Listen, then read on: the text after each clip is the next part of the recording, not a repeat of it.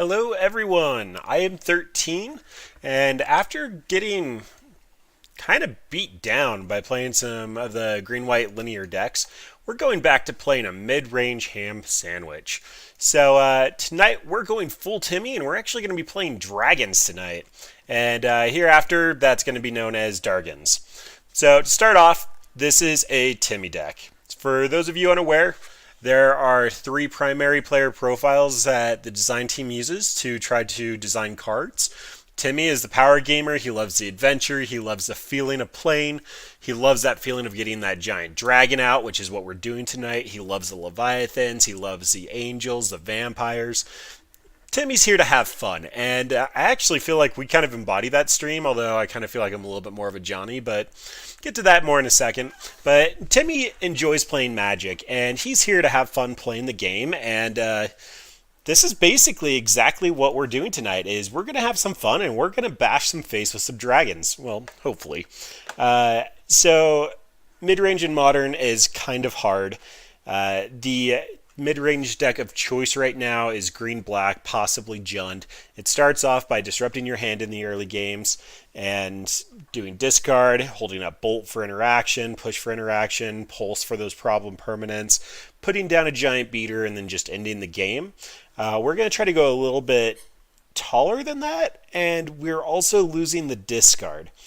Dragons is not typically a competitive archetype in modern. Everything we have here is pretty expensive. If you take a look at our curve, we have a little bit of interaction, then we have a little bit of setup, and then we're tapping out and probably dying. But some of these games we're going to land some dragons and we're going to do some fun stuff. And we're going Timmy tonight because I actually had a little bit of a rough on-call schedule this past week. I am super brain dead, so we're going to try to just have some fun and hopefully try not to combo too hard.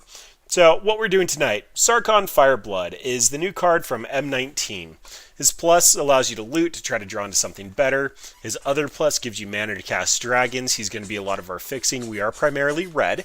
We have a little bit of black, and we're barely splashing blue. And then if he ults, you get 4/5/5 dragons with flying. If he ults, you're probably winning the game. A 3-mana planeswalker that's been out for 4 turns. Like, even if we're just looting and he's still alive, it means we probably have a dragon protecting him. So, whatever. Ultimate's an ultimate. It will win the game. We need a way to give him haste, but they should be swinging in for lethal. Then we have Thunderbreak Regent. Whenever a dragon you control is the target of a spell or ability opponent controls, it deals 3 damage to that player. So basically, if they want to kill our Dargans, they're going to have to take a lightning bolt to the face to do it. So Fatal Push can kill a Regent. They're still going to take 3. We paid 4 mana for a lightning bolt. It's not super effective, but if we have a lot of creatures out, this ends up getting a lot of value. Then Glorybringer. So you'll notice a lot of these are actually newer cards. Slenderbreak's going back like 2 years or so, but Glorybringer is removal on a creature. At 5 mana it has haste. It can nuke a problem on the field. Sarkhan is a new enabler. He helps us actually fulfill our strategy. Then we also got another new fun card with the Skargon Hellkite. I don't believe I'm saying that correctly, but for 5 mana he's a 4/4 haste or a 5/5. But he has the activated ability to start shooting stuff down. So if we can stick him and they don't have removal for him, like Fatal Push can't get around it, Bolt doesn't necessarily kill him, then we can just start removing their board. We can start shooting them in the face. It is worth noting, though, that he cannot have haste if you want the ability. So he's in here for the long game. Kolaghan's Command is just a fantastic card. 4 modes, pick up a dragon. They discard. It's instant, so you can snag their card. If we're in top deck mode, destroy target artifact is very flexible. Also very highly used. And then Shock, you get to choose 2. Just great card. And then some of the dragon enablers that actually fit the theme of the deck. This is Syrian Blaze, as long as you have a dragon. It's a little easier to cast. We are technically 3-color. But yeah, there's that stuff. And then we've got Slumbering Dragon. Basically can't do anything, but hopefully we're going to be bolting in the early game. So we won't be blocking, but we'll hopefully be getting attacked. That's a weird place to be in. But then, last but not least, we are going a little Johnny. So kind of go back to these guys. Timmy loves playing big creatures and feeling good. Johnny loves to get his combo on. Like, you can even tell from the flavor text here, he wants Cart Clan Ironworks, and that just got banned. But Genesis Chamber, Grinding Station, 2 Mary Retrievers, Infinite Loop. Johnny loves setting that up. we are going to take a little advantage of the spikiness of it. Spike is the third player, they like to win. And this is a somewhat competitive, easy combo in Modern. So Madcap Experiment will reveal cards from the top of our library until we reveal an artifact, which the only one's going to be Platinum Empyrean. And then Madcap hits us for the number of cards that we revealed. But by the time that goes to resolve, Platinum Empyrean's already on the battlefield, so our life total doesn't change. So it's 4 mana, put an 8/8 into play, and that 8/8 is actually quite good. And if they don't have artifact removal, they can't do a whole lot about it. We're hopefully going to catch some people by surprise with this. Hopefully they won't be boarding in artifact hate, and we can hopefully catch them by surprise. But that's the Dragons. We're also running Nicol Bolas, the -1/-1 Selimgar, Crux of Fate just for flavor, a couple of random legends just because they're one-ofs, and dragons and cost effective. But this is our deck. Let's go do Timmy things. And yes, we did put a little Johnny in. We did not go full Timmy. We know not to go full Timmy. Full Timmy doesn't do much in Modern. Full Timmy dies in Modern.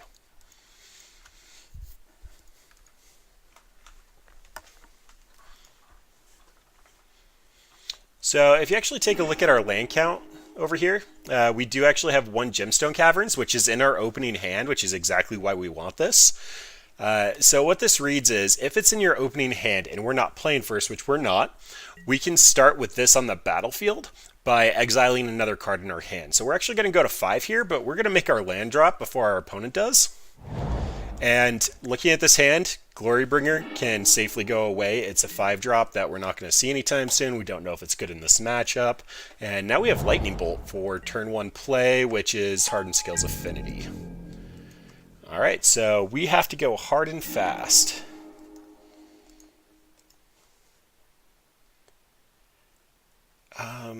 Okay, we have our 4 mana. I'm feeling a little inclined to fetch here, but gonna get our Slumbering Dragon on. We'll ship it back holding up Bolt. They have Welding Jar, so it's not going to mean a whole lot at the current moment, but we're making our opponent read our cards. This says that Slumbering Dragon cannot attack or block, but it's 1 mana for a 3/3 flyer. Whenever a creature attacks you or a planeswalker you control, it gets a 1/1 counter. So it's eventually going to grow into at least an 8/8 before it can attack and hopefully get bigger. If our opponent's trying to attack in with a bunch of 1/1 artifacts, it's probably going to get pretty big here. And it looks like opponent's missing land drops. Typically this is the correct play even if you don't have your land drops, but most opponents miss sequence. They're supposed to Ancient Stirrings to figure out what else they could be doing for turn. This deck does have a lot, and I mean a lot, of 2-drops that they want to cast though, which means they might be a little light on action here. As I mentioned before, we are a black-red deck, splashing blue. We already have our blue source, so Blood Crypt can come in tapped here. Then, don't really have anything to do. We are just going to hold up Bolt and start bringing down Thunderbreak next turn. Thunderbreak's going to make it so that they have to shoot us with Walking Ballista. They can't just start removing our creatures. Ooh. Alright, so opponent's going off. They currently have their Infect creature. They can graft the Arcbound Ravager up to a 2/2. Or graft the Servo token. They opt out of both. Alright, so we actually have a lot of removal in this deck. I'm going to try to eat the Arcbound Ravager here. They can sack 3 artifacts, or they can just protect it with Welding Jar. Yep, that makes sense.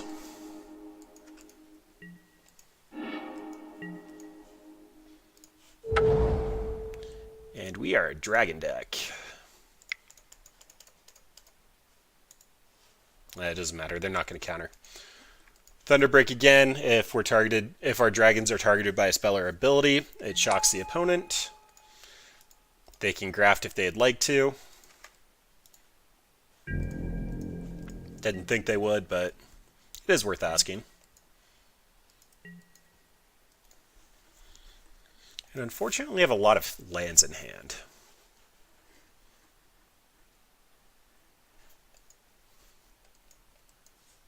If the opponent starts attacking in, though, we're going to start getting a lot of counters on this guy. We are clearly not a meta deck, so they have to be afraid that something can happen here.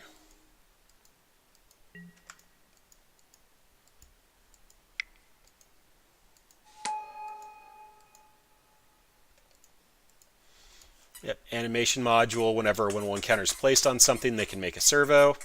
They're making servos because these guys enter with a single counter on them.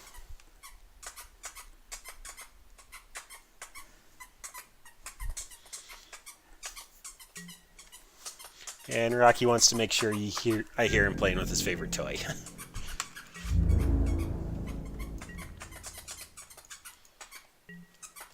Alright, so no hardened skills from opponent yet. Okay, this is great. It means we can start looting. But we need to do a little bit of math. So this is technically 2 because they sacrificed the artifact to put a 1/1 counter and then the modular counter. So 2, 3, 4, 5, 6, 7. Inkmoth is not lethal yet, but we have a blocker for Inkmoth. They're going to have to attack in with a lot of creatures, and Slumbering Dragon's going to be a little bit more active. For now,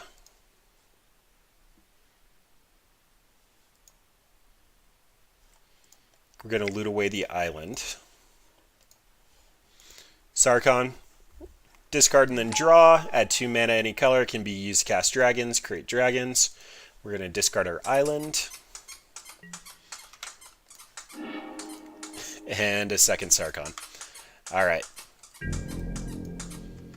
We are not attacking, although since we drew the second Sarkhan, we know we're looting that next turn, unless they decide to kill Sarkhan here. 5 mana is actually relevant for our deck. We have multiple cards here, probably the Thundermaw Hellkite is going to be the best. It hits everything for 1 on our opponent's side.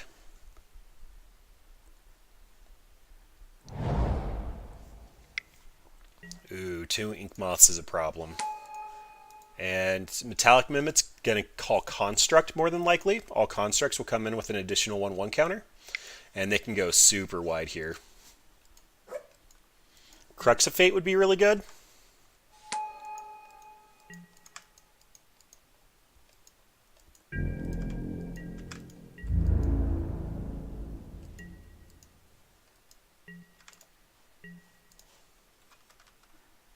We have a lot of fun ofs that would actually be pretty impactful. We do get 2 draws.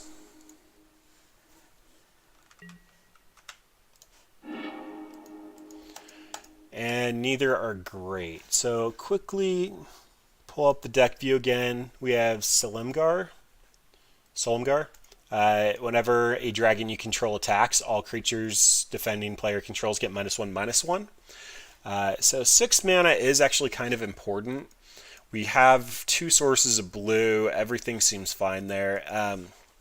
I think I want to keep both lands in hand. I'm assuming we're dead on the Spax Swing, so they can just attack in with the 2 Inkmoths and sack everything and go all in on 1. So it's better to hold 2 cards that look impactful than just the stone blanks that we're holding.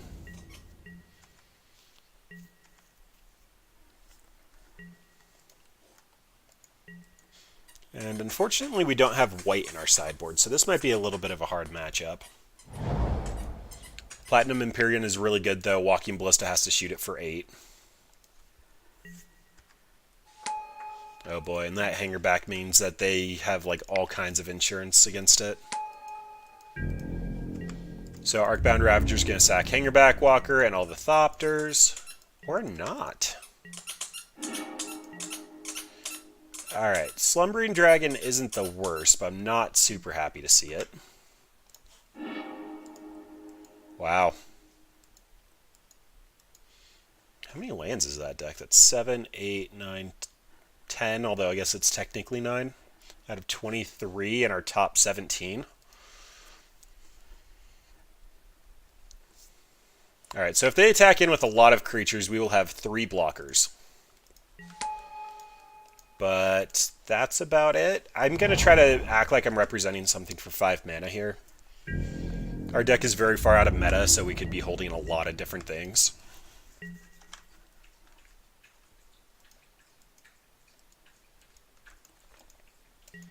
And funny enough, they actually might have to start pinging Sarkhan, otherwise the 4/5/5 dragons are actually a threat for them.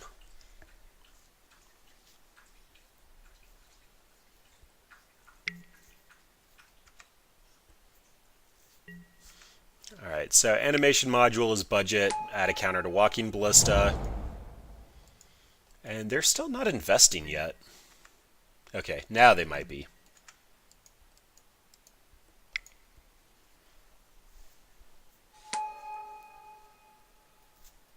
This is a very good deck that we're playing against, though. It's part of the reason you can't go Timmy in Modern. Because, like, they can pay 1, put a counter on Hangerback, Walker, sack it, get 4 flying Thopters, and just... Oh, can they go all out here? So... 2, 3... Are they really killing Sarkhan?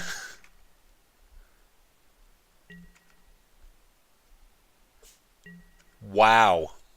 I'm impressed. I am so impressed. They cashed out their Walking Ballista that actually could have killed us this turn, more than likely, because they had 5, 8, 9, 10, 11, 12 more counters to put on it. 13, 14, 15, 16. Yeah, if they went all in, they could have killed us that turn. Instead, they killed our Sarkhan. Alright, so Glorybringer here doesn't actually seem super relevant. I'm going to be able to try to shoot down the Arcbound Ravager. It's at least going to get it off the table so that the math shenanigans are off.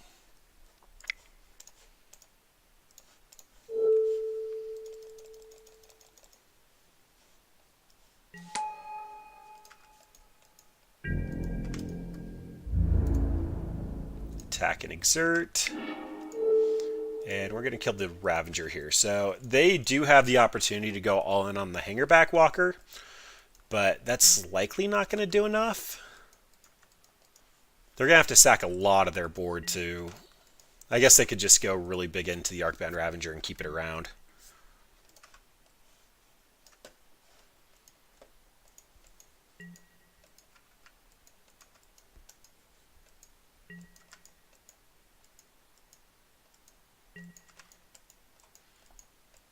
Yeah, I guess that technically does it too. But we cleared a lot of the board. Alright, so now I'm going to posture that we've had this bolt. Sit for a second, contemplate, hit undo, pause for a moment.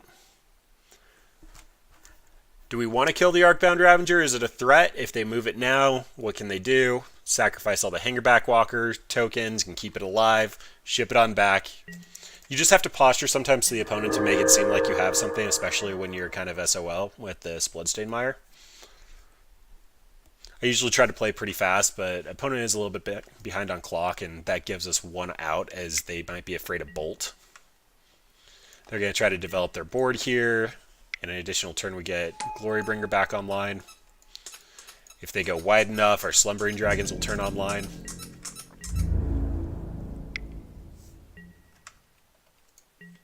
Alright, so we need to do the math. 6, 7, 8, 9, 10, 11, 12, 14, 15, 16, 17. So they still can't kill us here yet, but I don't... That's hard. They can put an additional 1/1 counter. Okay, yeah, they can't kill us here. So what they do is activate the animation module. I guess I'd turn off their Ink Moth Nexuses, but...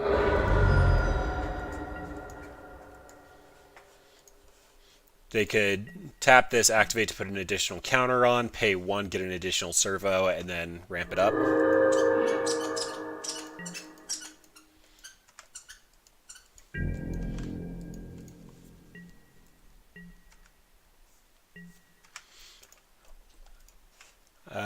You can't really see because the game log is off to the side, but we made it to turn 8.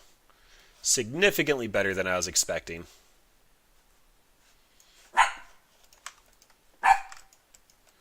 And I don't know how to pop chat back out. One moment, please. Fixing chat.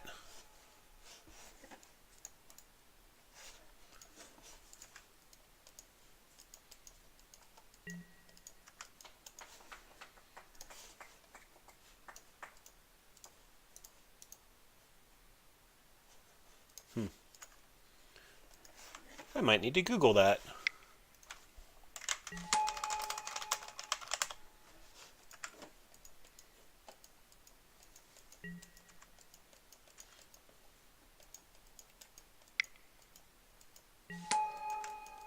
Alright, so what's likely going to happen here is the Ink Moth kill. I guess they could attack in with both, but these won't have enough counters to block.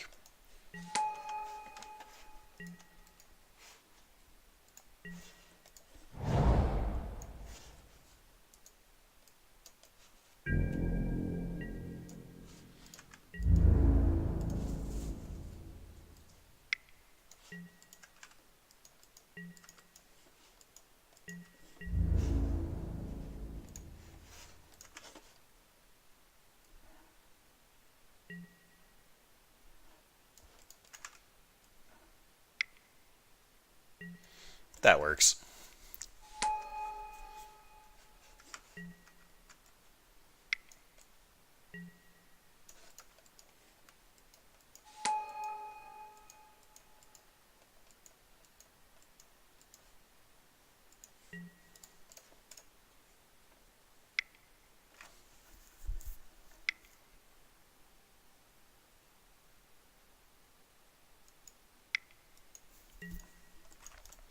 It's also not unheard of that we have a Braid in our deck, which is why they're leaving the Ink Moth back as a backup plan.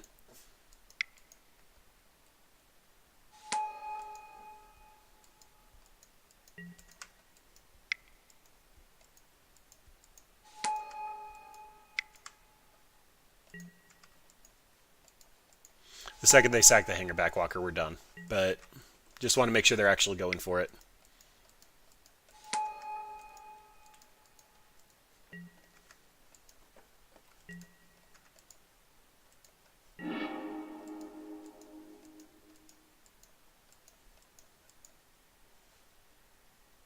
Float the mana. And concede. Okay, game 2. So, unfortunately, this is pretty rough. Foul Tongue Invocation does basically nothing. They just sack their weakest creature. Duress on the play seems pretty good. We can snag their engine. Like there, they had animation module. Most of the time it's hardened scales. Madcap Experiment seems fantastic here because this means that they have to get a Hangerback Walker up to 8. It's not unheard of, but they have to invest so much of their board. And it also means they have to kill us by our turn 4, their turn 3. Venix is just a generic 4/4. You can get a copy if you have enough mana. Don't really think that's going to be relevant. We have Kolaghan's commands. Dragon Tempest to fight their smallest creature seems fantastic. We have a lot of spot removal. Arcbound Ravager makes that pretty awkward, but Thunderbreak doesn't seem as good either. Thundermaw Hellkite will ping everything for 1, just take down all their little dorks. Storm Breath Dragon doesn't really do anything here. Sometimes pro-white it has text like against Death and Taxes, but Monstrous isn't going to do anything. They empty their hand pretty quick.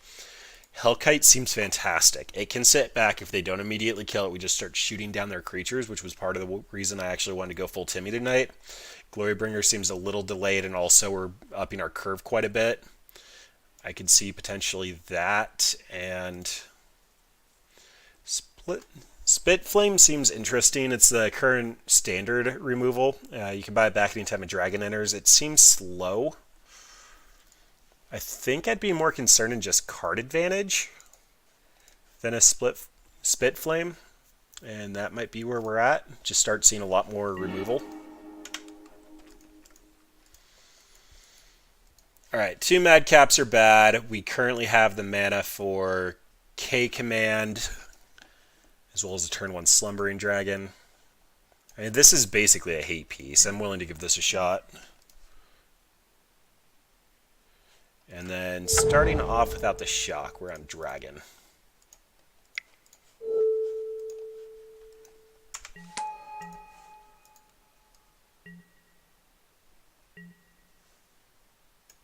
There we go.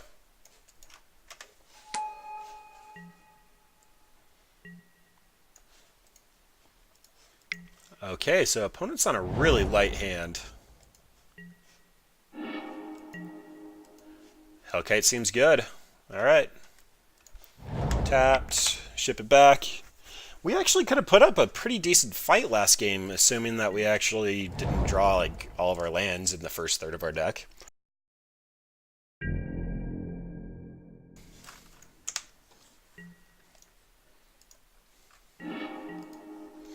Oh boy, this is...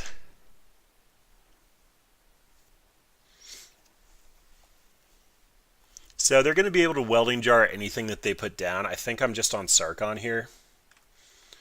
I don't think I can loot it all though, because I don't want to show them the second Madcap yet.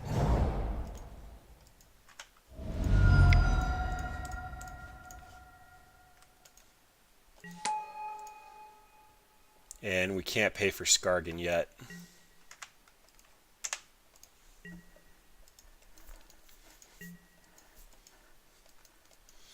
Unfortunately, a Walking Ballista here is going to come in with 3 counters.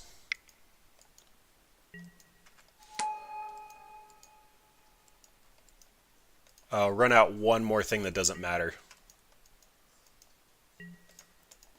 I'd love to be able to make you discard your last important card. Guess not.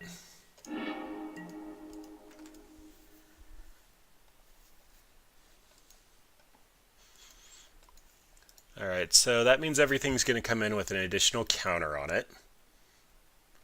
I wouldn't mind having a blocker for this, just because they currently have 4 artifacts to sacrifice that could be lethal next turn.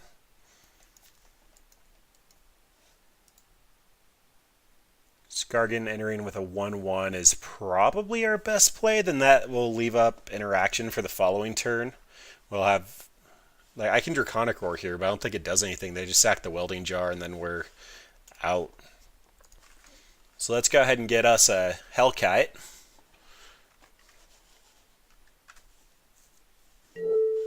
Red, red.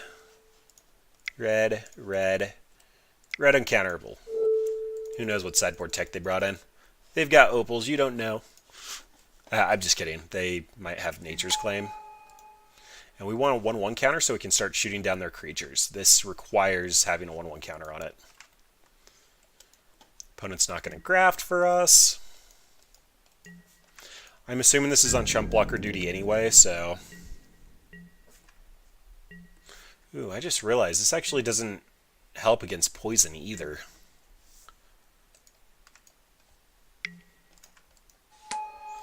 Alright, so Worker comes in, automatically 3 counters because it's a construct and hardened scales.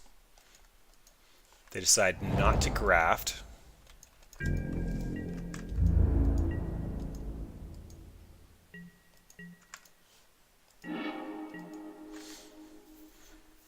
Alright, so we have Draconic Roar and Sarkon. Since they're showing us 2 infect creatures, I'm just going to act like the Madcap plan is completely out. I want to get a 4th land. Which I didn't, but Bolus is alright. Oh. Now is actually when I want a K-Command. So I'm still on defense. The top deck Arcbound Ravager is going to kill me. But, wait, am I? So I can make them discard, basically kill a Welding Jar.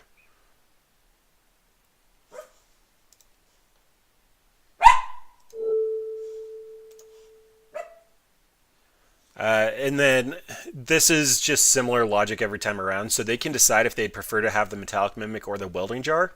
It's almost correct always to keep the Mimic, but you don't want to give them the choice in case for some reason the Mimic is going to be board cleared next turn or something you're just not expecting. So you just take away their options. I'm going after the Welding Jar since I know it's going away. Then they just don't have the choice. And K-Command does have 2 targets, so if they do happen to get rid of the... Yep, that's fine. Oh, they had a forest. Alright, well, they are on top deck Arcbound Ravager, and that's about it. And we can start shooting down their stuff every turn. Bolus can come in and make them start discarding. That's why we stayed on defense.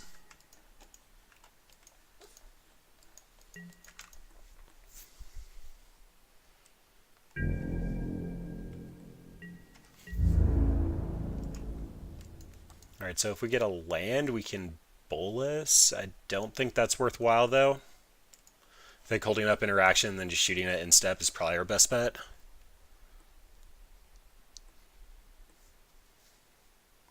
They might be trying to figure out if it's worth trying to take out Sarkhan here, because they can swing in with either of these, and then whichever one that I don't block, they sack the Arcbound Ravager and kill Sarkhan. But that seems like a short-term game plan.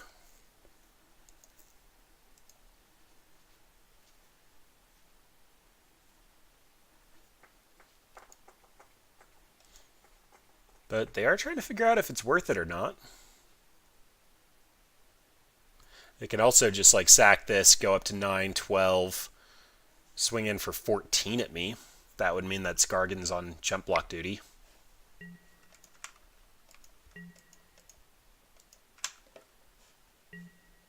Yep, both are coming at me. Oh, they might kill me here. I really hate this deck. Alright, so Modular's going to move anyway.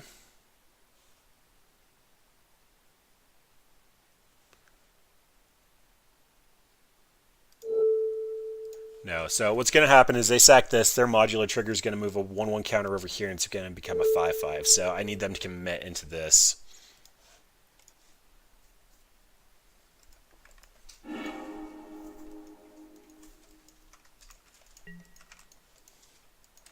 And I'm going to F6 because we probably just die here.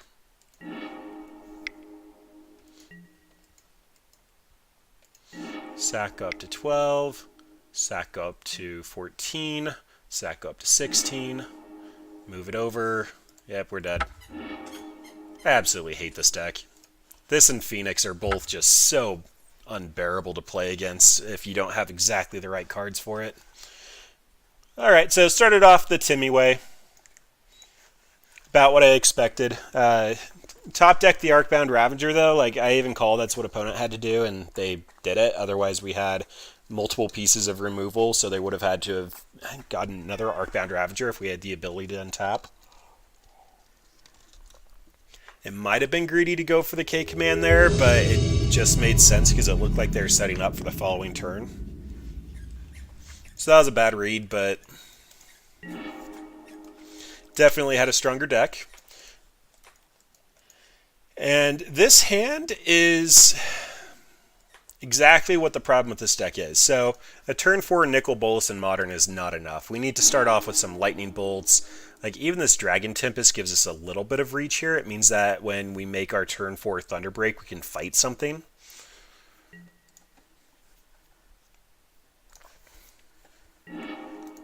Land on top is great, just means we're closer to actually casting our stuff. And cannot fetch because we kept a land on top. And so, spell-based combo, Storm, Phoenix, Grixis Death Shadow, Miracles, Basic Island typically leans towards Phoenix these days, though. I think Storm just runs a snow-covered and a regular basic. So this would be 1 of 60. Then Blood Moon is fine. Field of Ruin is not if it's Miracles. So I think I'm just on Blood Crypt. If it's Death Shadow, the 2 life might be relevant, but I don't think it is against anything else. And show opponent that we're on some jank. Opponent stops Reed, Modern Staple Dragon Tempest. Whenever a creature with flying enters the battlefield under your control, it gains haste. And then whenever a dragon enters, you can ping something equal to the number of dragons you control. So if Thunderbreak comes down, it'll be able to shoot something for 1 and then attack in for 4.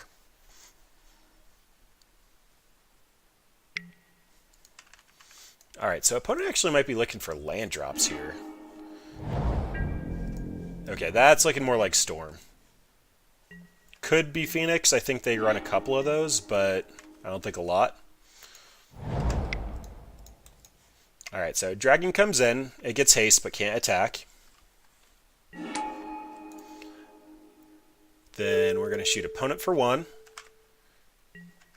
He'll get haste, but can't attack or block. And pew pew, opponent. Alright, if we could draw a runner, land, like, I'm happy. We're going to be swinging in for 4 into 8, and we're going to be shooting for 3 for there, and then, yeah, like, we're going to have opponent on the back foot if we draw a land. Hey, it's a land! Okay, 100% expecting remand here. Either that or ritual into gifts ungiven. Both are completely possible, but I'm going to try to ride the upside and say we're going to land our Thunderbreak Regent.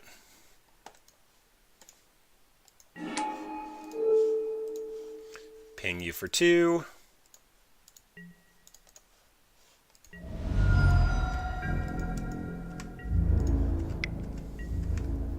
Shoot you down to 12. Then next turn if we draw a land, Glorybringer comes in, we shoot him for 3, attack in for 8. That'll be 1 point shy. But they didn't gifts us there. Although this might mean we're dead. Yep, F6, go ahead and kill us, opponent.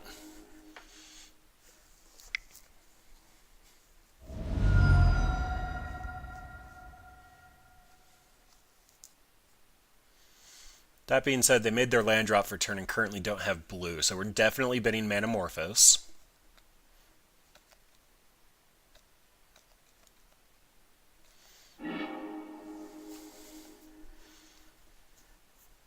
But then they can just pass in flames into the blue. Sorry, like I had stated at the beginning, I am a little tired at the current moment. So Past in Flames costs more from Graveyard, but it looks like they're set up for at least Gifts Ungiven. I think they're missing out on 2 of their cantrips.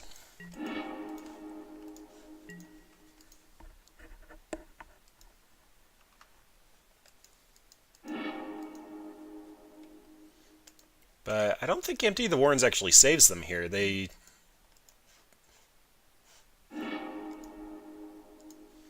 Yeah, they actually have to get their storm count up, but they get gifts, so that's pretty deterministic. I do want to see what they go for, though.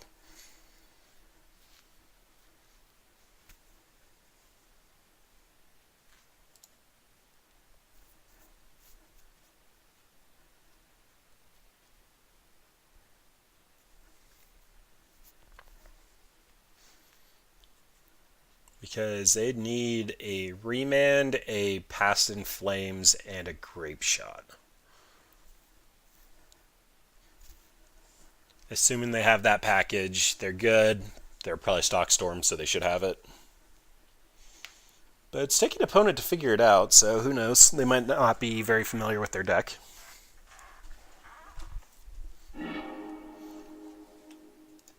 Huh. Okay, so do they have Remand in hand? I was expecting them to remand my Thunderbreak. Short version, Grape Shot us, remand it, put it back into hand, recast. It's going to be 25 copies. Pretty lethal. They could try to go the long way and get up to storm count 15, but...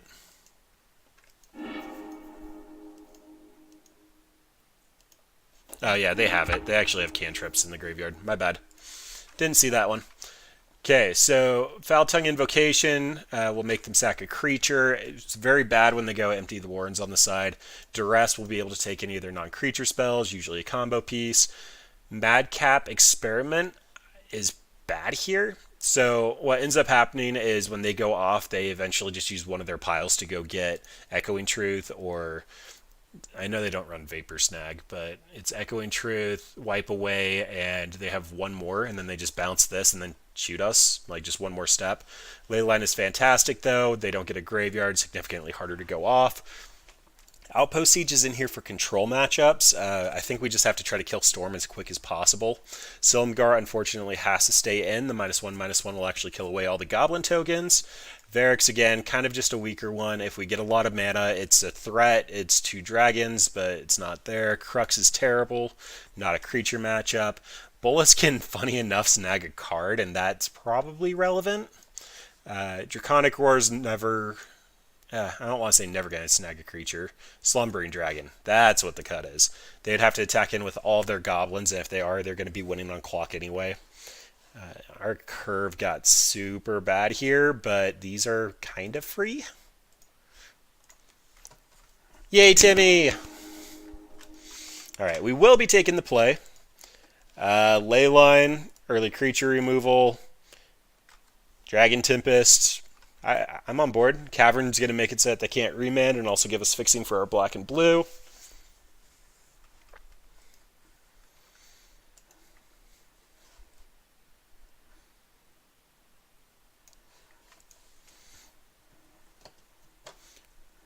And opponent's trying to figure out if their hand can go off with 7. Which means that they're missing a piece and they're trying to figure out how deep down they can go with it. Either that or they're lacking several cantrips. They might have a lot of the pieces that they need, but just not the fuel to get the storm count up. You're currently down a game against Storm and lost against Hardened Scales Affinity.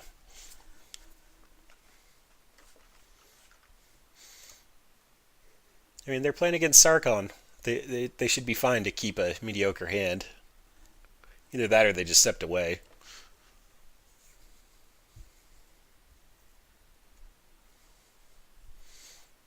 Alright, opponent goes to 6, decides to keep. No graveyard for you. That's not going to last very long, especially since we don't have double black to recast it. And we don't even have a dragon in hand. Go, opponent. Sequencing there was probably bad because I need to have 2 mountains. I can't cast Archon off the cavern. Should have led on the mountain. I figured I'd be able to Draconic Roar into Sarkhan and have my curve, but it's fine. We got there. They cannot go off the same turn that they play their Mana Dork this turn, unless they have like 3 rituals first, which is unheard of. So, Dragon Tempest comes down. Ooh, and they are trying to find land drops.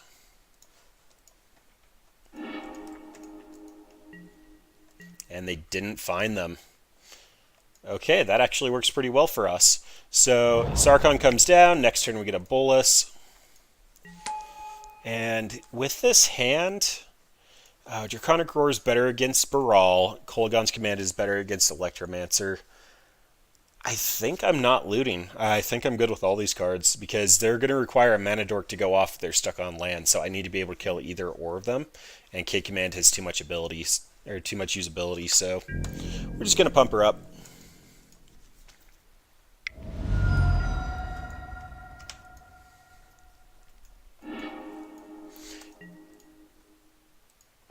Ooh, an opponent's still whiffing. Alright, so this is actually a really, really good draw for us.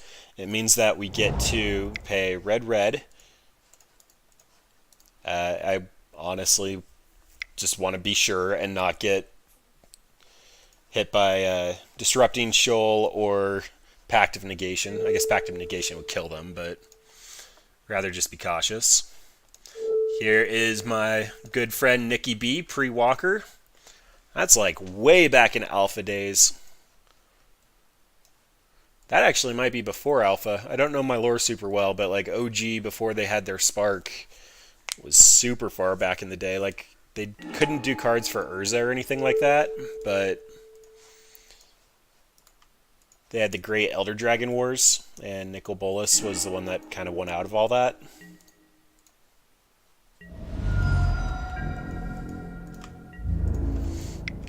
And Dragon Tempest showing some strength. It's a dead card without anything else going on, but assuming they even play a creature, which they don't, we could Draconic Roar, ping them for 3 more.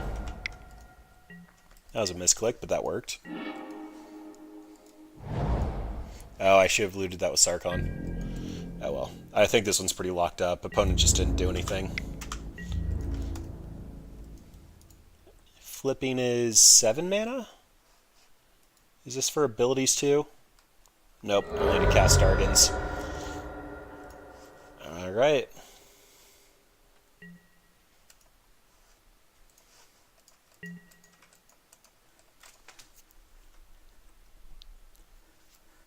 So showing our hand a little bit to opponent, just the fact that we're not actually looting. If they play a creature, we basically win on the spot. We'll just 3 them because we have a dragon, and then you discard, you take 2.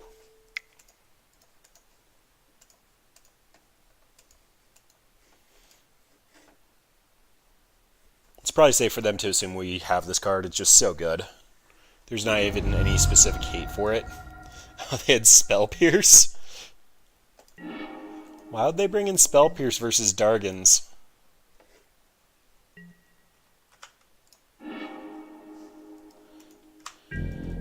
Alright, so there could be an argument there to say we need to run out the land so we can flip Nicol Bolas, but opponents Storm, they're not going to interact with us. If they hit a land drop and Echoing Truth, we're just going to put down Nicol Bolas with haste again anyway, so if they try to run out a creature, we'll just kill them on the spot. Yep. Took too long. I still don't think Foul Tongue's very good. Madcap's still not great. Varix is just a random beater. I guess that'll kill all their goblin tokens. The pro-white really doesn't mean a whole lot. When they go off from their graveyard. I don't know, maybe a 4-drop's more relevant than a 5-drop. Having 7 mana to get 3/1/1 counters just doesn't seem relevant here. The game's going to be determined long before we monster Storm Breath Dragon. Opponent also knows our graveyard hate now, so likely bringing in Echoing Truth if they have it, and they didn't bring it in. Given the fact we were on Dragons, they might have thought we were just on something like Damping Sphere or possibly Grafdigger's Cage, just like one of the more generic cards that can fit into multiple decks and also pseudo-budget.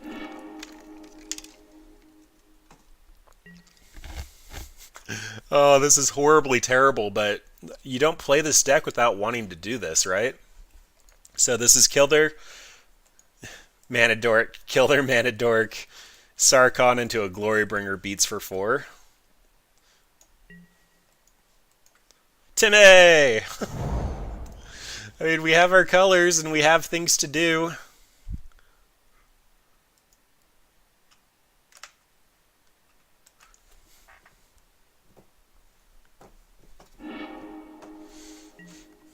I mean, our plan is turn 5 play Glorybringer, so that's not great, but we'll cross that bridge.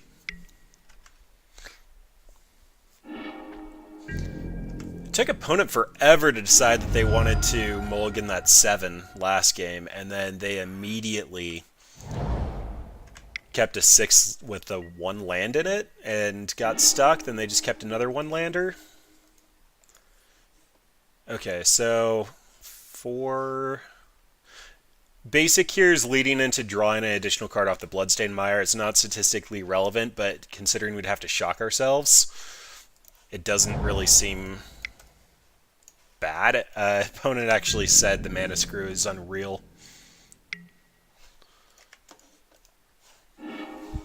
They have so many cantrips, though. Like, it's hard to feel bad for them.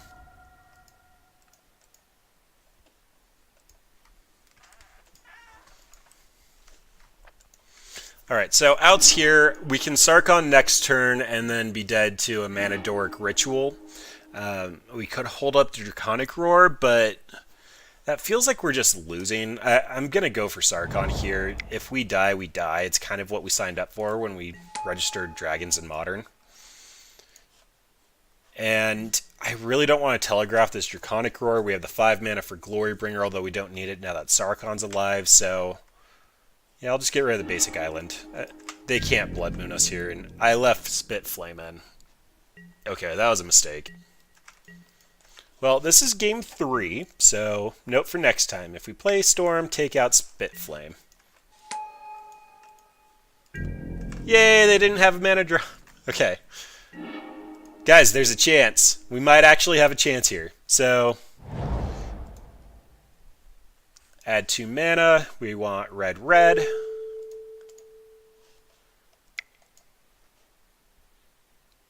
Varix, no kicker. It might have actually been correct to hang onto that so we could kicker it next turn and just shoot the 2 damage from the next dragon at the Electromancer. But I really don't want to take the shot here.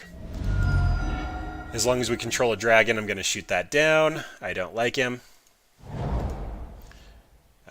So if you revealed a dragon or controlled a dragon as you cast a spell, so we should be able to hit them for 3 here. And shoot in for 4, take them down to 10. Next turn, Glorybringer, shoot them for 2 and kill them. So this deck Goldfish is turn 5. But yeah, opponent, like, they did get mana screwed, but we're also playing dragons, or sorry, Dargans, so it's hard to feel bad for them. They didn't hit another land, which is why they're pausing. If they run out another mana dork, they're just dead on board.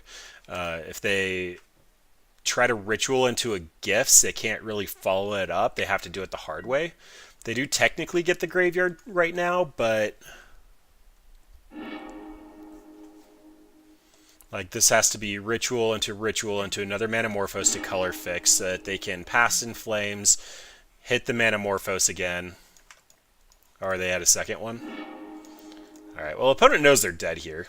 Oh, no they don't. They go for empty. Well, that works for me.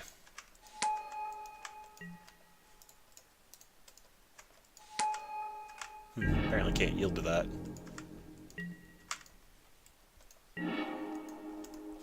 Oh, and that's just mean.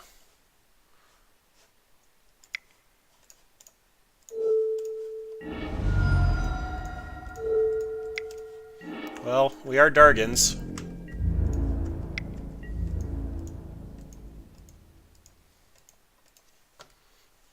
Again, Glorybringer triggers Dragon Tempest. We control 2 dragons, shoot him in the face, attack in with 2 4/4s. We had him dead 2 different ways, but little surprised to steal it from Storm. When I was actually putting this together, I figured Storm was just going to be a free buy for them.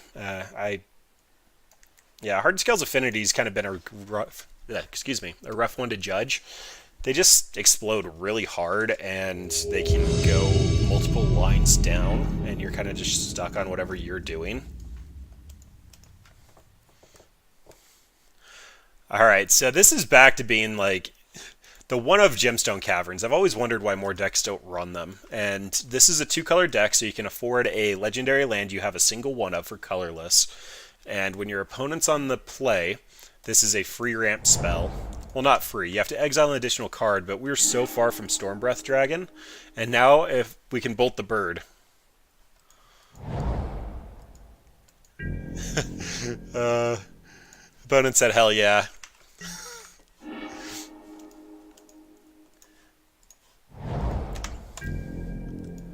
So they actually might think that we're the old big red deck. Free win red, Blood Moons, Chalices. Ooh. Alright, so they revealed a Lord of Atlantis. So they're definitely merfolk. Surprise there. We kind of need blue if we're going to hardcast Nikki B here. We have a black source. We only need 1. So Steam Vents it is. And we have to take a shock because we're Draconic Roaring. Hitting that and revealing our Thunderbreak. Ooh. Oh, that's not nearly as good in Merfolk. I had hopes and dreams for you, Silumgar. We even went and got the mana for you.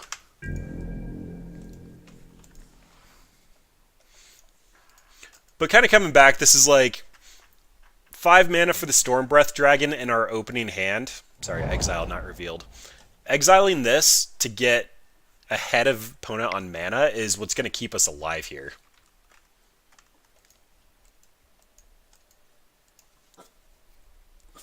That's the only reason we're going to be able to try to race Merfolk, despite the fact that our creatures cost more. Alright, so they reveal the same Lord of Atlantis.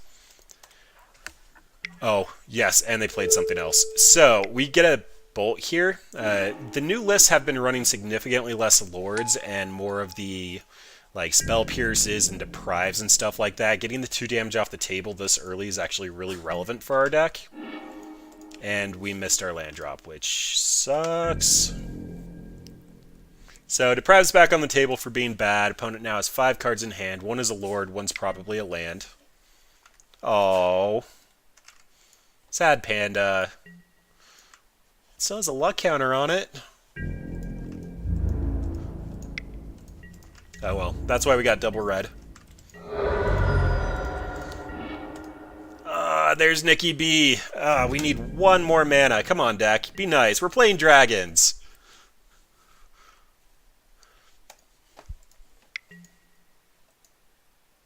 That's less good. So now we need a mountain. Actually, a Blood Crypt or a Fetch Land would be fantastic, because then we could Nikki B too.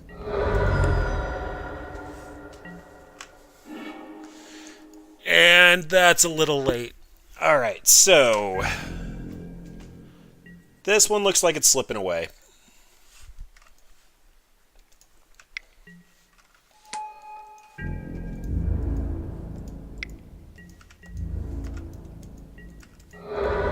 Deck, I had hopes and dreams. Alright, that's a card. So we put it on Dargon.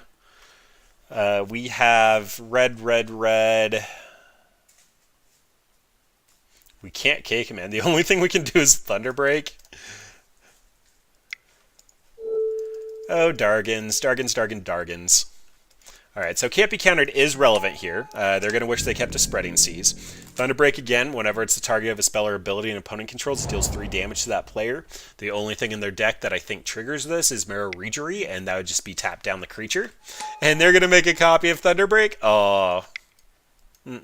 Sad times, opponent.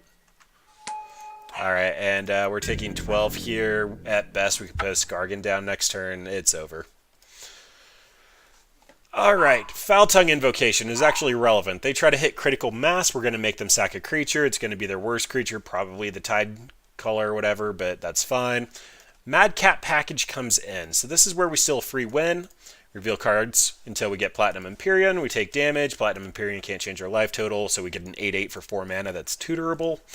And can't change our life total. They have to counter the Madcap, or I think post-board they bring in Vapor Snag against a deck like ours.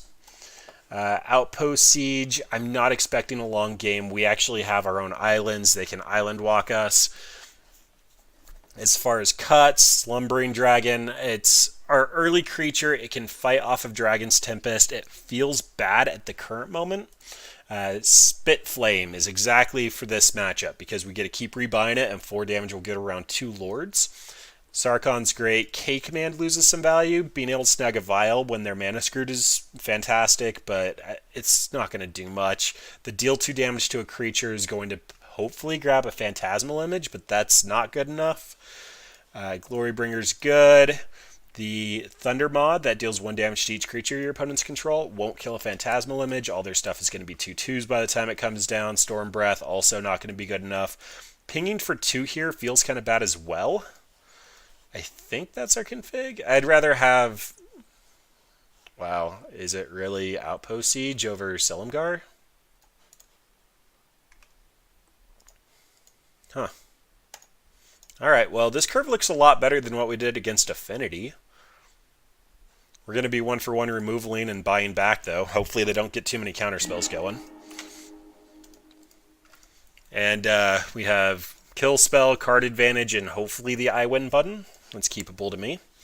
Now we just can't draw the Platinum Empyrean, or that plan goes away.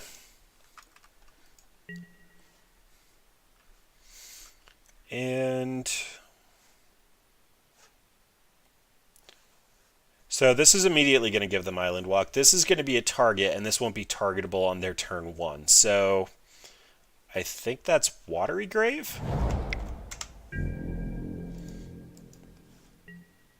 I can't imagine that's right, because they're just going to have Island Walk from the start, but... and then this sets them up. If they want a Spreading Seas, they have to do it on the Watery Grave, or wait a turn. If they drop a creature, then it's going to die. Silvergill, Revealing Lord. Alright, well, opponent, I think you know the drill by now. Cast, Reveal Glorybringer. All the damage. And then we need a land off the top. If we do get a land off the top this early, I'm probably on Outpost Siege. So, I don't think I actually covered this in this video. Outpost Siege, you can call dragons whenever a creature enters, it pings an opponent for 1. That's not great. I'm going to bolt Mutavault here, hopefully get rid of a Spell Pierce or a land. Both are quite fine by my standards. Are you kidding me? Oh. Alright, well, that is terrible. It means that Madcap's not going to hit anything. So we have 1 dead card in hand and 3 more in the deck.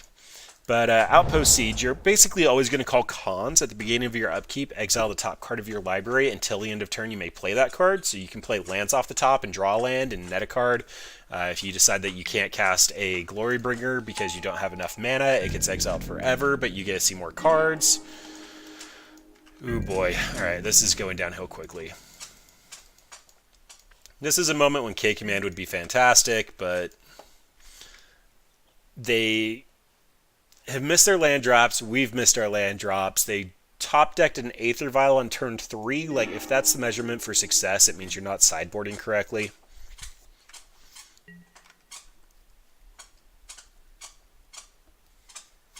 I mean, I guess it could always destroy the only Lord on the battlefield and take out the Vial, but then the Vial's on another Lord and you just fell behind.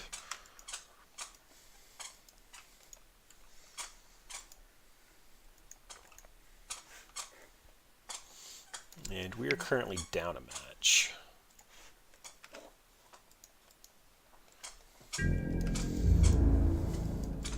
And, so they could be representing Mistcaller and or Curse Catcher here. Curse Catcher will counter unless we pay 1. We can pay more than 1.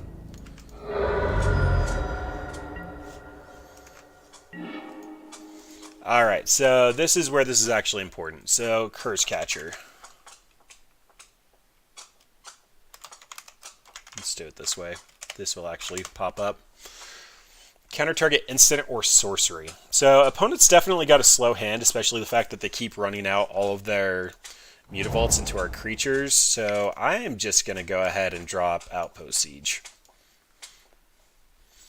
The flavor is called Dragons, but I can't do Dragons. We're not a token deck. Cons it is. Hopefully we'll see 5 mana, get out a Glorybringer, go shoot down our opponent's face, and start getting somewhere. And if our opponent doesn't see Madcap, it means it can stay in for game 3, assuming we take this.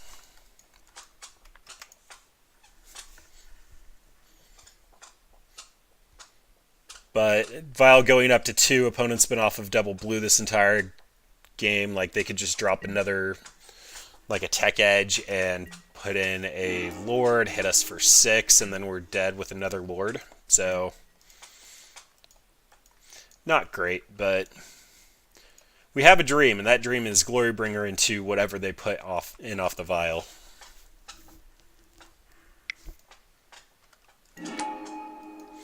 Alright, so Silvergill revealing the same Lord of Atlantis. Silvergill just cantrips, draws them another card. It can be expensive, or you can reveal a Merfolk or put it in off a Vial. Very, very good Merfolk.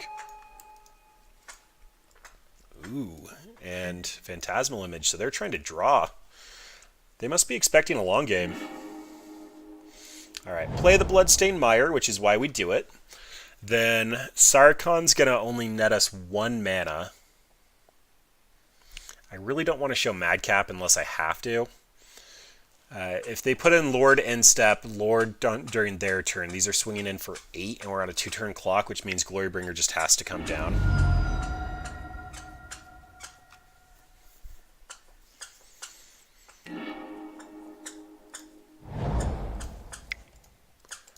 And because we actually have cards that care about being countered, like Draconic Roar says, if we killed this Silvergill Adept, then, sorry, if we killed this one, we'll deal 3 damage, but if this dies from the Phantasmal trigger, we won't hit for 3, so I'm going to kill the image here.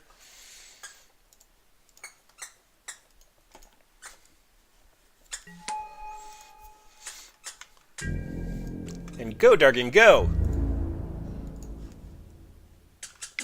Charizard use Fire Breath? Yes. Alright, so Glorybringer's going to be tapped. Hopefully we'll see another land next turn. We can Sarkon into another Glorybringer. Oh, wait, are we just dead? So we're going to be taking 9, 10, 11. We can only attack back for 4. They're going to activate the Mutavaults. Oh, another Lord's 4 more damage. Yeah, we're dead. Dragons are just a little bit on the slow end. Opponent even stumbled, but I guess we did too. Of course, we had to draw Platinum Empyrean off the draw for turn. GG's opponent.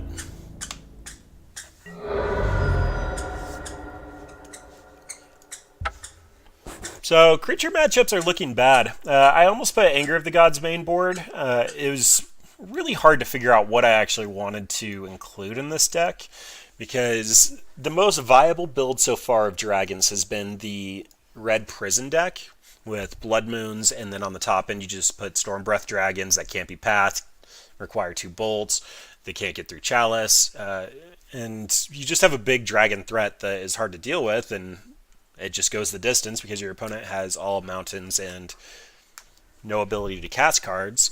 But the more Blood Moons I tried to put in, the more it felt like I was just playing the prison list as opposed to trying to play Dragon Tribal.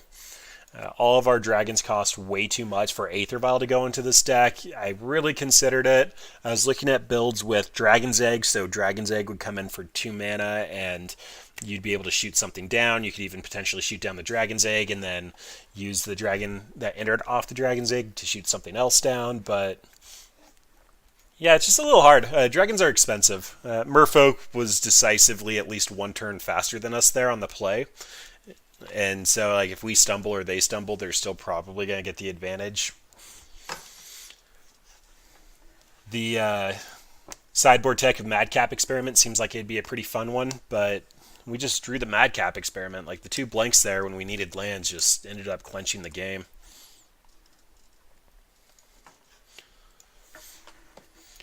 I think our top end might be a little too heavy. We've got the Skargan Hellkite from Guilds of Ravnica. This guy. It's good, and it seems like it grinds well. It seems like Olivia, Voldaren, and Jund, though, it doesn't quite make the cut, and Olivia's 1 mana less.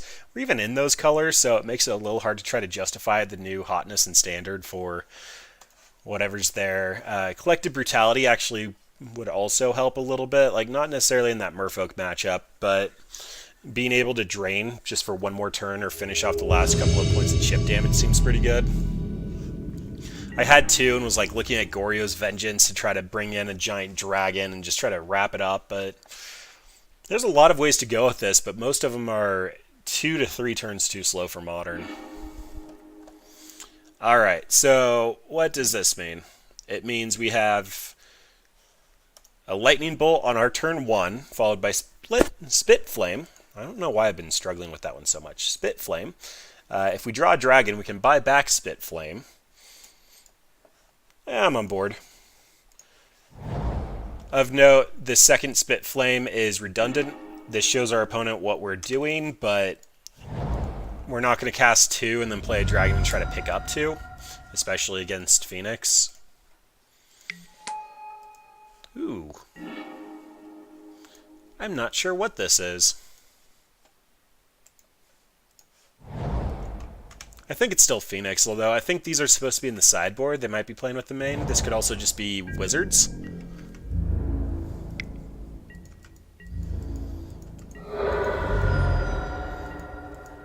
And it was a mistake not to Draconic Roar on, well, while they're tapped out, because now they're holding up interaction. This is looking a lot like the Wizards list now that I think about it. Alright, so we have all 3 colors. I don't think that Wizards runs any land hate, so Blood Crypt it is.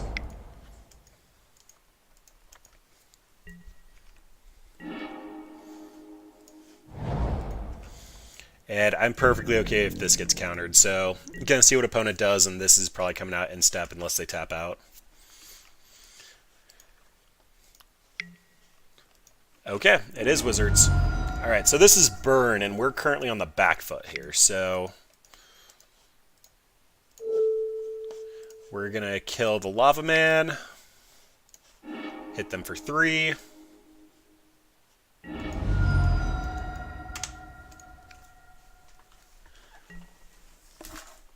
and hope that dragons are bigger than wizards, I think is our current game plan. Ooh, another Draconic Roar is actually super good. So I'm expecting 2 bolts to the face here, potentially just hold up mana. They know this Glorybringer's coming down, so they had a turn. Okay, well, you don't have mana for any of that. And I would like to have even life totals with the burn deck. That seems fair.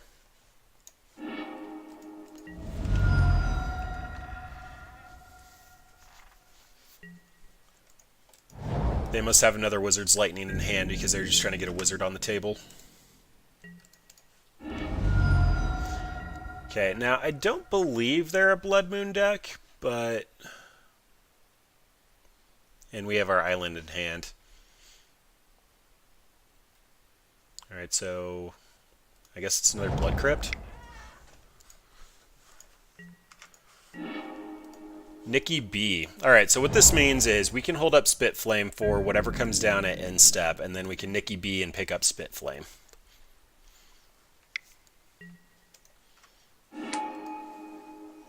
Okay, so while this triggers on the stack, targeting hopefully Wizard's Lightning. Not Wizard's Lightning. Alright, well... Spitflame it is. We're still going to be taking 3 this turn, but opponent's out of snaps. They have 2 cards in hand as a burn deck. We have 2 big dragons coming down. I've been in worse positions. That being said, Swift Spear into Bolt, Bolt. I guess that wouldn't kill us, but it's close. Ooh, Skargan. Skargan comes down as a 5/5, blocks me to vault. They waste a burn spell on it, but I don't pick up Spitflame. Yeah, Bolas is just coming down. He's going to get countered, but he's going to go fight the good fight. If he doesn't get countered, he's definitely getting a spell, though. They had missed a land dropped and then top decked the Mutavault.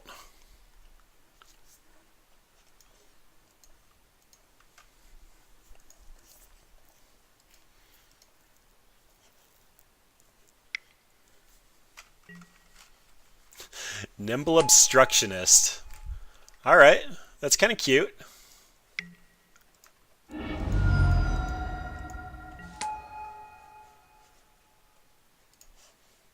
So, no cards left in hand, and... Okay, so what do I actually do here? If I pay red for Spitflame, they know that we don't have anything. They can just bounce... They have no cards in hand. I just have to go for my best out here. Get my card advantage on.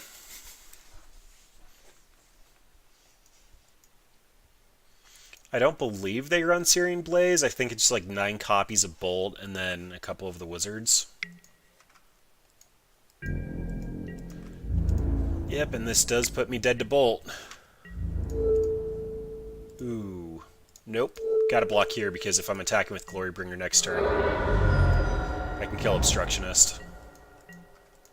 And I guess that's not an out. Alright, so... Skargan Hellkite becomes a 5/5. I'm dead to Bolt. Then I have K-Command Spitflame if I draw a land to take out their 2 blockers, and I can K-Command on draw step and stop a creature, but I can't do that this turn. Glorybringer Exert, put them down to 8. Skargan Hellkite and Bolas win the game. Alright. I think that's what I've got to do, and hope that they're just on blanks for 1 turn.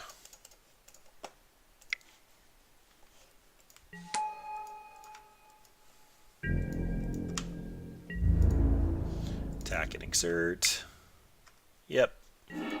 That's my target. And then next turn, Riot's going to give him haste, and we attack for 8 in the air.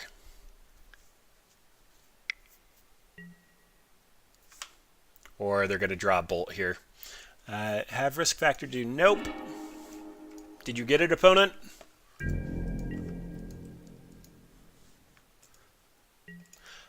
I'm tapped out, which means they probably didn't get it. Like, they could risk us... Like, they could see what else we have here. But... Do you have it? I don't know. This is such a weird position. I didn't think I'd be casting a Hellkite to see if you have a Lightning Bolt. You get haste.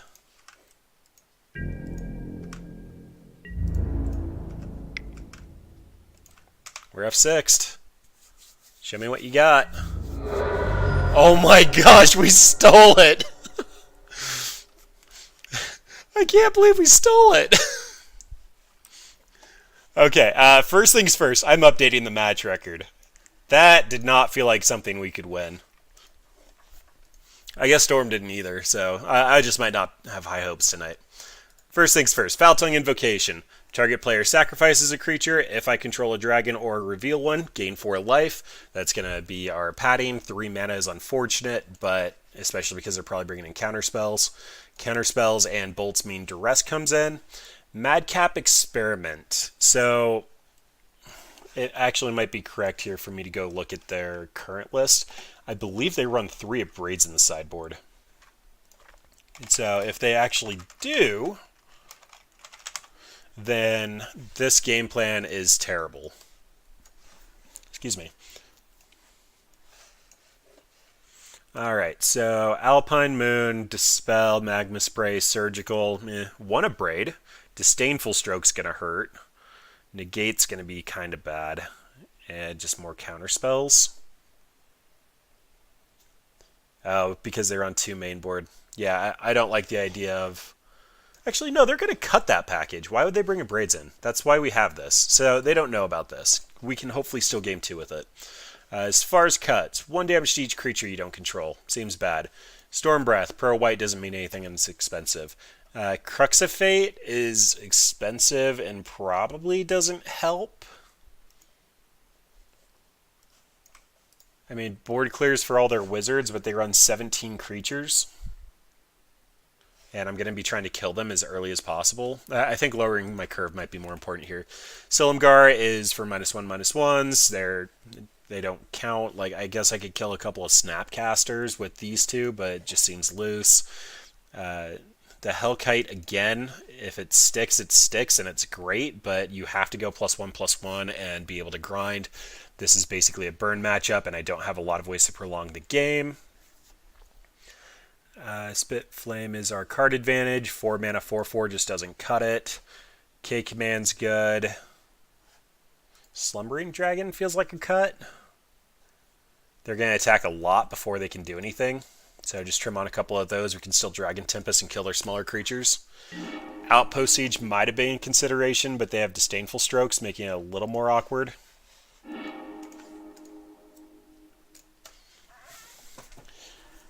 And this is awkward. So we have 3 draws to get a land, specifically a red land. I can't keep that. It's being greedy trying to keep that.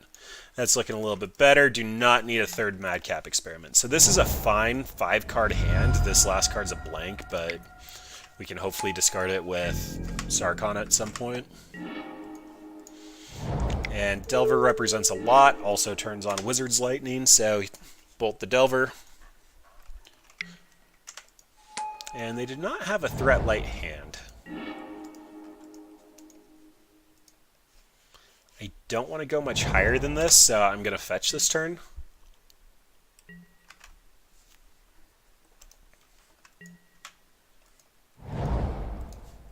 And by higher, I mean my land count. Opponent also didn't flip Delver. I think that happens a decent amount in this deck because they do just have a lot of wizards.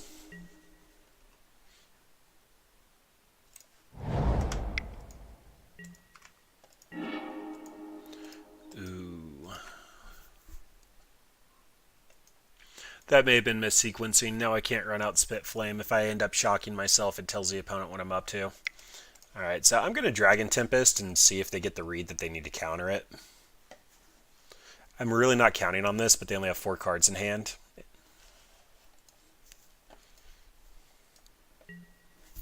They don't care.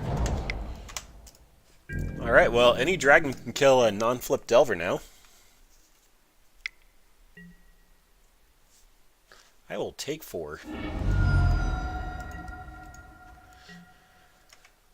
Risk factor is a little expensive for typical burn, but drawing 3 cards when most of the cards represent 3 damage is significantly worse than just taking the 4.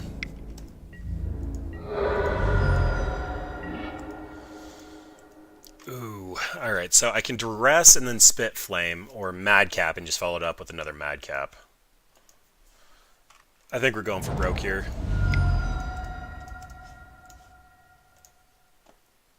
Do you have Spell Pierce? You do not. Alright, so we revealed 40 cards from our deck, so unfortunately the opponent gets to see how we sideboarded. But now our life total can't change.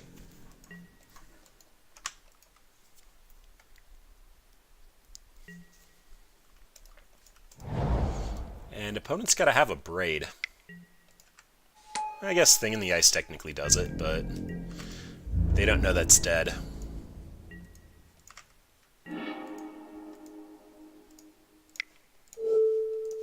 Duress, make sure you don't actually have Spell Pierce or Remand or something shenanigan-y.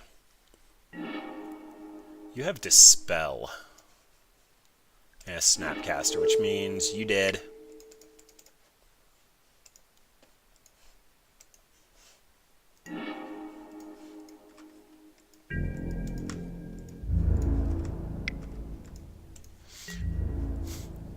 I'm glad that this worked at one point. The fact that they haven't scooped yet means that they think they still have a shot. Dragon's not even on our list.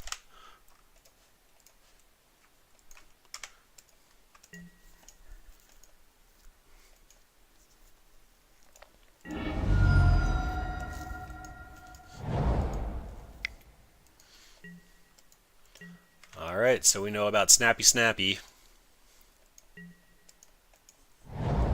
And a land.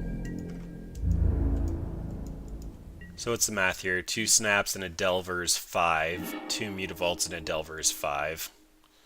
I do want to keep a couple of cards to loot away with Sarkon, just because we are in the commanding lead. Hitting 6 mana doesn't really mean anything. We took Silumgar out, despite the fact it'd be good here. Kill 2 snaps and a Delver.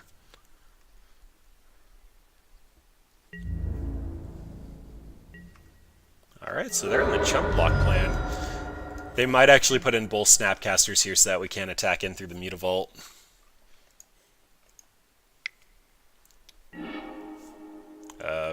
Okay. I will let Risk Factor deal 4 damage to me because my life total can't change.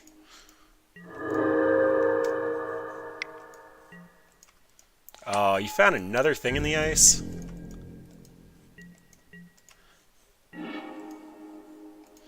Alright, so Snapcaster, they have Dispel, which means they're on chump block with Mutavault or Snapcaster.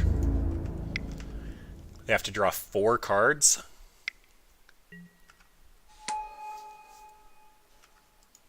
Yeah, so this is the correct sequencing from opponent. They put in Snapcaster targeting Dispel, so if I try to cast an instant on my turn, then it won't resolve.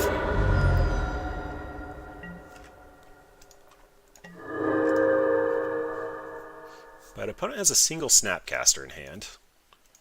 Oh, no. Single unknown card in hand.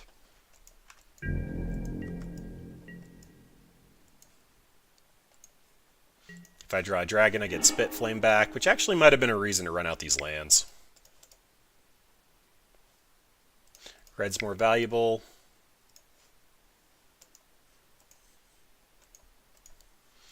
I guess Mana Leak was actually a possibility there.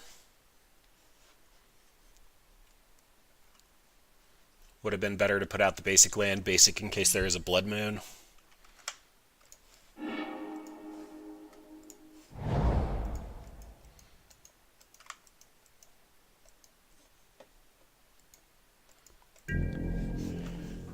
And I'm just quickly going to glance over at the side over there. So they could have Nimble Obstructionist and activate a Mutavault. That's only 5 damage. They could have Burst Lightning Kicked. Or Burst Lightning double Mutavault. A Braid's bad. That's about it. Platinum Empyrean getting in. Oh, if I get in, Sarkon's gonna die. I think I value looting more here. I'll loot for one more turn.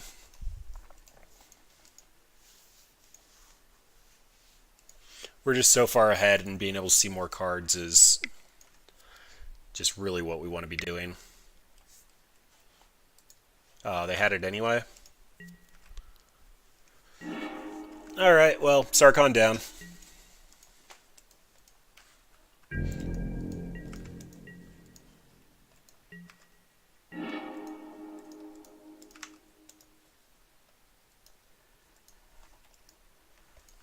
Draconic Roar is good coverage. Still going to start getting in.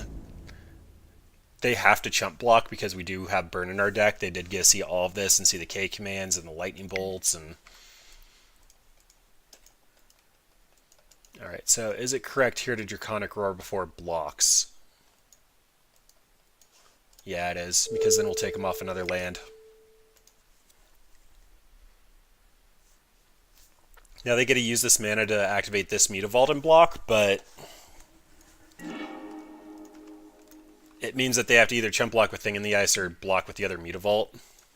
Oh, they missequenced, so they're not planning on casting anything this turn.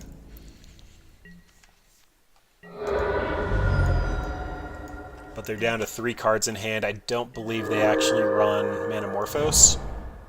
Yeah, they don't. And yeah, it's looking pretty good. Okay. What does this Slumbering Dragon mean for me? So if I Dragon Tempest and then Slumbering Dragon, I get a ping for 2. Which means if they try to bank on this Thing in the Ice, I can just kill them with the Dragon Tempest, which feels flavorful for this deck. Timmy!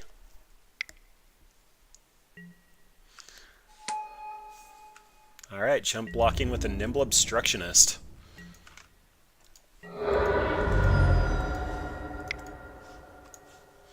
I know opponent has nothing in hand and they're not going to be able to get there, so I'm just going to deal the 1 damage here. Oh, yeah. Spitflame. Oh my gosh, I'm so bad at this game. Yep, there we go. And we still versus blue-red. Can we cash out? It looks like we're about to cash out. Like, we still have to win another game, and I know that's asking a lot of this deck, but... Dragons! Sorry, Dargans! All the Dargans. Ixalan came out and everybody was excited for the land Dargans, but the only one that made any kind of a headway anywhere was Ghalta, and it was a 12-12 for 2, which is pretty apparent. I was trying so hard to figure out how to break that with, like, Ball Lightnings came to mind, and Goryo's Vengeance to just swing in for 12 unexpected trample damage off of, like, a Faithless Looting, but it was really hard to find a home for him, because it requires a board, and that's kind of what this deck needs too.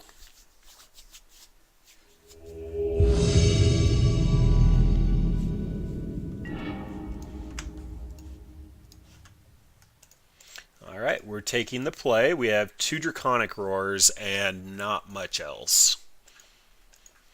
But that's hitting our opponent for 6 and getting rid of 2 problem cards. If our opponent's not on Storm, that might be good enough.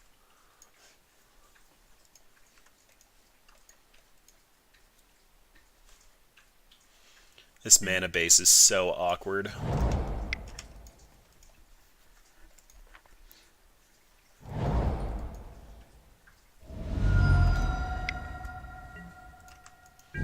Okay, so it's looking like Abzan? Either way, you know the old saying, you bolt the bird. But in this case, we're going to Draconic Roar, and... okay, so if they are Abzan, which is why they'd normally run the Noble Hierarch, otherwise they'd be Birds of Paradise. Oh my gosh. I don't want them to know about Nikki B. If they have discard, they're going to go for him. I'll reveal Silumgar. Make it look like we don't have a good enough dragon in our hand. But, bolt the bird trample? I think that's what you call that. Oh, Devoted Druid. Okay, so it's infinite mana combo. Which means before they I don't believe these lists have started running Spell Queller, but I'm going to just run it back. Take away all the mana.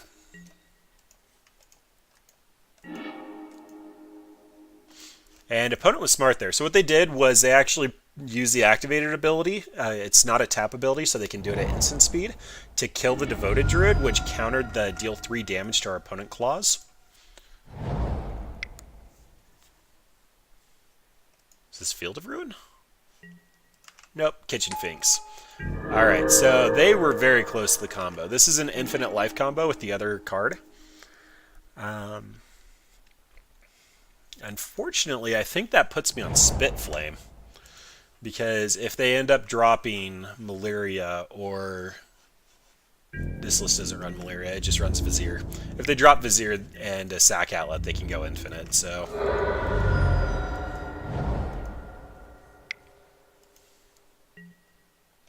Knight of the Reliquary is currently a 3/3. Alright, well, Spitflame, you're still going to get your value.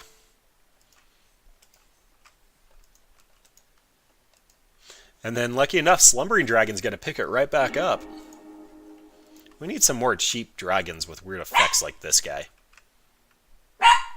Like, this one's never going to get activated in Modern, but getting a card similar to this would be a really good start. Or potentially Flamekin? Steamkin? Steamkin would actually be kind of cute in this deck. You could start your early game just burning off creatures and then cash in for 3 mana and drop a dragon. Oh boy. I don't think I can lose here. I'm going to drop Nikki B. It feels risky, but it seems like the best line I can take. And we've already got 3 red sources, so Watery Grave it is.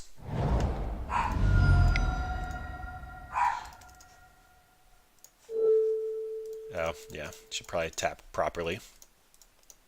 There's a reason I went and got that specific mana. It's because I like casting my colors.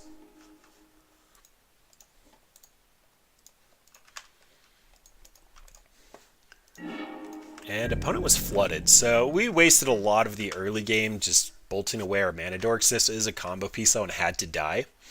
So what they're going to end up doing is...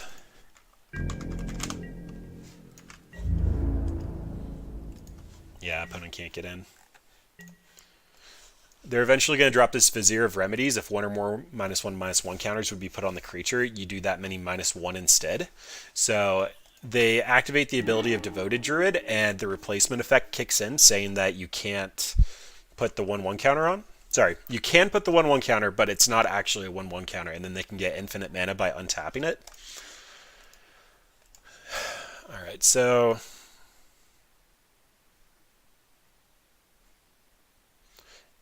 if they don't drop both creatures in the same turn, Silumgar is going to be able to get triggered off of Nicol Bolas.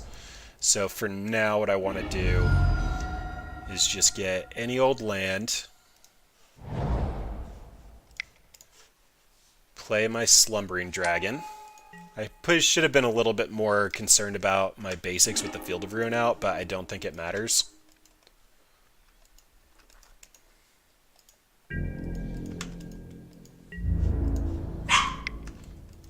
And now we're holding up 4 damage to any creature. I think Knight of the Reliquary is the only one that's going to be able to survive through that. I'm expecting our opponent in step to Field of Ruin and then crack Horizon Canopy. That way they get to check our mana base and then draw a fresh card and see if they can combo off before they're dead in the air. You're good, buddy. Oh, they have Chord. Alright, so this is Chord X2. And you did. And that is why sequencing is important. Yep. Alright, so... this Vizier of Remedies with that Kitchen Finks, when the Kitchen Finks dies, it comes back in with a -1/-1 counter if it didn't already have one. So, and then when it enters, they gain 2 life. They can gain infinite life that way, but it does require the graveyard. I don't believe that's enough reason to bring in Leyline of the Void. Madcap could be a consideration. What they're eventually going to do, though, is they're going to get infinite mana, and then they're going to use Dusk Watch Recruiter. to look at the top 3 cards and then pick up a creature. They're going to go get Walking Ballista, make an infinitely large Walking Ballista, and then kill us. Foul Tongue doesn't seem great. It's going to make them sacrifice their Mana Dork. Outpost Siege could help us draw enough removal to stay in this. The Platinum Empyrean package just won't work. They can ping the Platinum Empyrean and then ping us. Silumgar is just so expensive. Crux here is great when they try to go wide. I just love all the removal, except for this, because they get to choose what they sacrifice, and our life total really doesn't matter here. Duress might be a consideration for Court of Calling, Collected Company. This is where something like a Grafdigger's Cage would be fantastic. We'd still be able to pick up our Spit Flames, and be able to pick up creatures with Kolaghan's commands, but we wouldn't be this badly hosed against other strategies. If we stick this, we're going to win on the spot because we can just remove their combo as it comes in. Glorybringer feels a little weak for that reason. This just feels so awkward. At least this can kill something. I think Vex needs to come out. A 4-mana 4/4 flyer that has the potential to get another creature just feels like it should be good enough, but we need high impact cards if we're waiting this long in the game. And I think that's what we're submitting. We're currently up a game against Vizier Combo.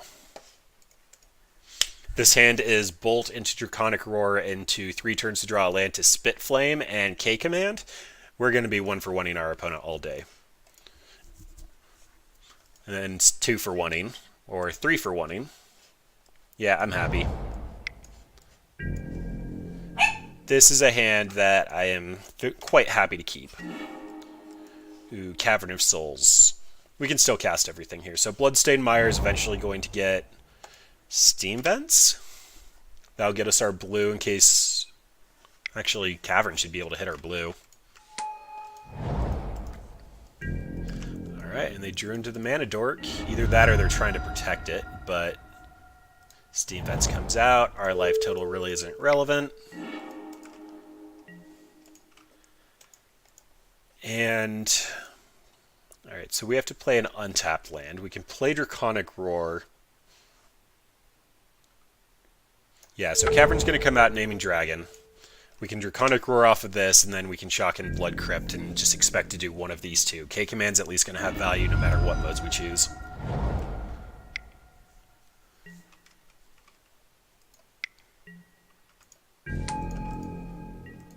There's a bird. Bye, bird.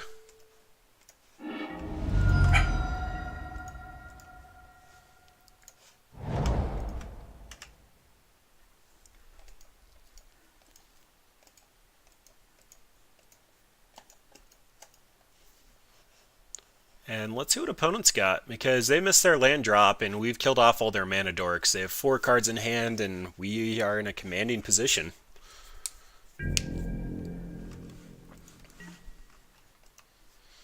Being a creature-based deck versus a Grixis deck with a lot of removal doesn't feel great.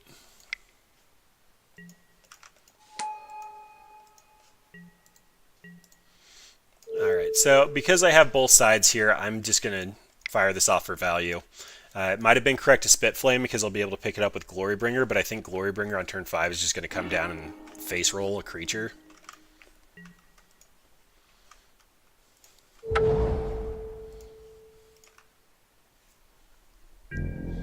So now Spit Flame can hit their next drop, and Glorybringer can hit the next one.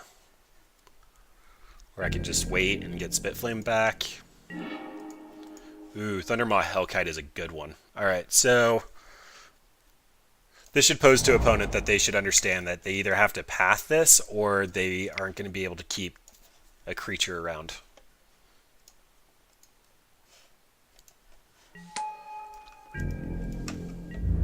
Apparently dragons are really good at eating little mana dorks.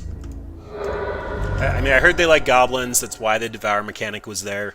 I've seen them eat squirrels in EDH. I play squirrels, so that didn't make me too happy, but they eat squirrels, they eat saprolines, but apparently, like, Noble Hierarch is just delicious while crispy. Alright, so, look at that. We cashed out with Dargans. Yay, Timmy! So, what did we learn? What did we learn? So, first and foremost, I don't even think I gave it a highlight spot. Nope. Varix, the 4 mana 4/4 flyer that can be kicked late game. If we hit 5 mana, we need to win. A lot of our 5 mana dragons win. Like, if we can get to 5 mana and they stay on the field, we can win. They are probably light to Path to Exile. I don't know why the Vizier combo deck didn't have Path to Exile, but we probably would have had a rough day without Path to Exile if they had Path to Exile. But Sarkhan's quite good. There were times when I wanted to draw him just so I could loot away the bad cards. Like, we need that filtering in this deck, especially with a lot of the top end. He needs to be a 4-of. This Sarkhan, 3 mana Planeswalker, does not protect himself, but that's not what this deck does. This deck is make all the little dudes crispy. Make them crispy, then get out your Seance guy, and then just start going translucent, avatar form, start pulling in those dragons, bring in your best friends, skelly dudes, and let the Dragons go to town. Thunderbreak Regent, his effect was not very relevant. I mean, I guess you could make the same argument for Thunderbreak Regent that you are for Varix. Varix is a legendary, just keep one of them. If it does go late game, he's fine. Our opponents never got bolted in the face thanks to Thunderbreak Regent's ability. It's a very good card, though. Like, 4 mana flying, they do things. Our enchantment, I didn't even give it a spotlight.